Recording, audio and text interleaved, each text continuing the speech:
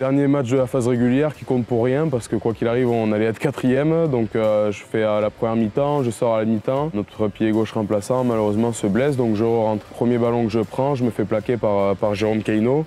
Il me plaque et il me retombe sur le pied. J'avais le pied sur la tranche comme ça, il me retombe sur le pied et là j'entends le pied faire clac. Et franchement, je me relève et j'ai l'impression vraiment que j'ai le pied qui est déplacé. Je me sens pas très bien dessus, mais bon c'est chaud, je continue à jouer, je finis le match. Et vraiment à la fin du match, je pensais que j'avais le pied cassé. J'étais dégoûté, c'était nos premières phases finales. J'étais quasiment sûr que j'avais un os cassé ou que j'avais un truc parce que ça avait fait le bruit. J'avais l'impression que c'était un peu décalé. Il m'en parle à la fin du match parce que les douleurs sont pas très importantes, mais il n'avait pas été alerté plus que ça parce qu'il était encore à chaud. On jette un coup d'écho un peu parce que le radiologue est là et en fait il a une vraie entorse du lisfranc. Initialement présenté comme une entorse de cheville, et donc on sait qu'une entorse de cheville ça peut être embêtant, surtout en phase finale. Là c'est un des cas où le diagnostic a été redressé, c'est-à-dire on est passé d'une lésion potentiellement grave, une entorse de cheville, à une lésion un peu moins grave. Du coup, on a pu tout de suite utiliser les bonnes manières, notamment d'immobilisation. Donc ça nous a permis de mettre en place un protocole de cicatrisation très rapide et essayer d'optimiser au maximum le temps de récup de Jeff. Et le fait d'avoir cette échographie, on a pu quantifier et voir exactement la zone qui était lésée. Donc on a pu travailler spécifiquement dessus. Le fait d'avoir une analyse précise et rapidement, ça nous a permis de mettre en place un protocole pour le pouvoir récupérer rapidement et pour le remettre sur le terrain assez rapidement. Si on devait